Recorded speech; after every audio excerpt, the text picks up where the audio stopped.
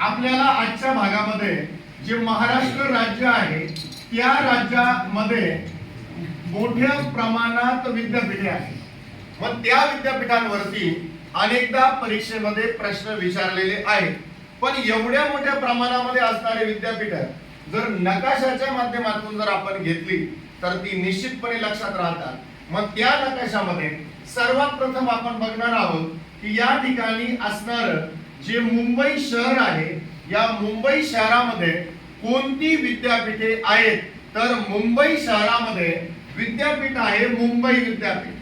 कोणतं विद्यापीठ आहे? मुंबई विद्यापीठ. आणि त्याच बरोबर महिलांसाठी असणार एसएनडीटी विद्यापीठ सुद्धा मुंबई शहरामध्ये आहे. मग मुंबईतील दोन विद्यापीठे कोणती? मुंबई आणि एसएनडीटी. या भागामध्ये एक नाशिक नावाचं शहर आहे जे आपलं शहर आहे आणि या नाशिक शहरामध्ये दोन विद्यापीठ आहे. एक आहे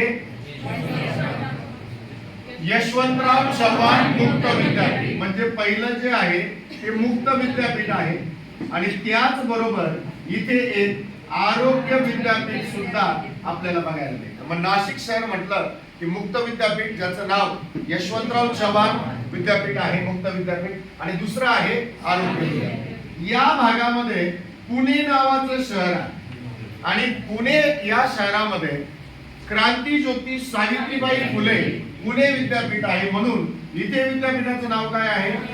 सावित्रीबाई विद्यापीठ.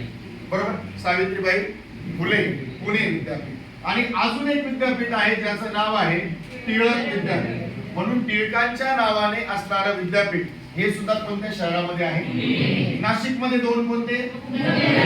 आणि आरोग्य विद्यापीठ. मुंबईमध्ये दोन कोणते? मुंबई विद्यापीठ आणि एसएनडीटी विद्यापीठ. बरोबर. त्यानंतर इथे कोल्हापूर नावाचं एक शहर आहे आणि या कोल्हापूर मध्ये असणाऱ्या विद्यापीठाचं नाव आहे शिवाजी विद्यापीठ म्हणून शिवाजी विद्यापीठ कोणत्या शहरात आहे?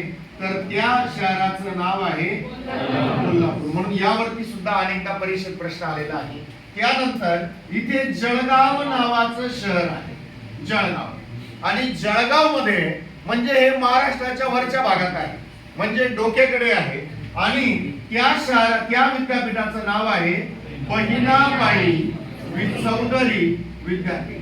मग बहिणाबाई म्हटलं की जळगाव बहिणाबाई जळगाव बहिणाबाई डोक्यावर जळगाव. आणि इथे सोलापूर नावाचं एक शहर आहे.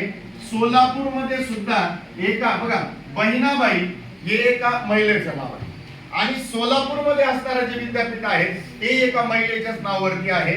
त्यांचं नाव आहे अहिल्याबाई होळकर म्हणून अहिल्याबाई होळकर हे जे विद्यापीठ आहे ते कोणत्या शहरात?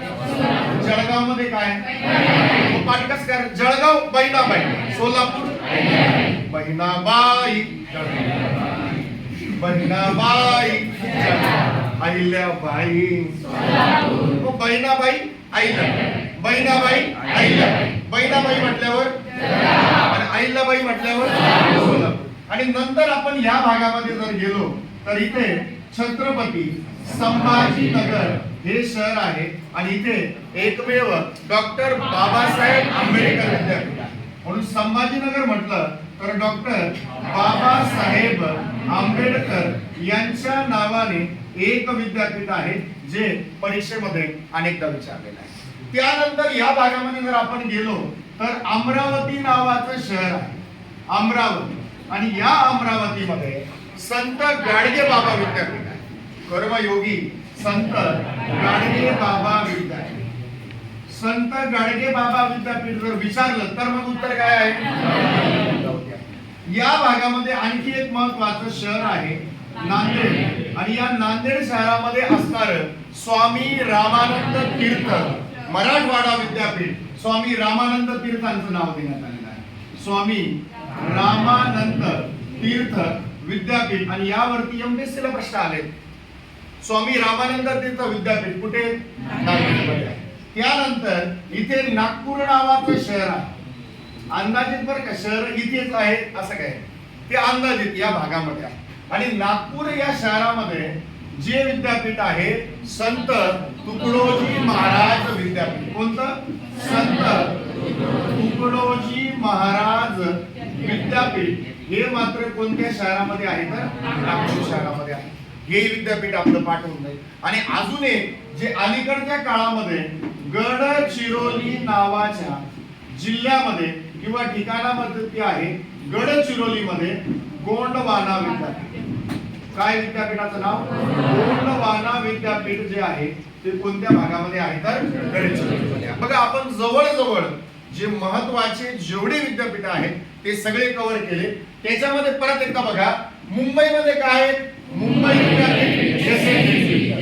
नाशिक मध्ये काय आहे? संभाजीनगर मध्ये काय पाहिलं? बाबासाहेब आंबेडकर विद्यापीठ. पुण्यामध्ये काय? क्रांती ज्योती सावित्रीबाई फुले पुणे विद्यापीठ आणि टिळक विद्यापीठ. कोल्हापूरमध्ये काय? सोलापूरमध्ये, जळगावमध्ये बहिणाबाई अहिल्याबाई. नांदेडमध्ये प्रश्न आलाय स्वामी रामानंद तीर्थ. अमरावतीमध्ये नागपूरमध्ये गडचिरोलीमध्ये विद्यापीठ. याच्या बाहेरचे प्रश्न विद्यापीठांवरती येत नाही. जर व्हिडिओ आवडला असेल तर चॅनलला सबस्क्राईब करा आणि व्हिडिओला लाईक करायला विसरू नका. धन्यवाद.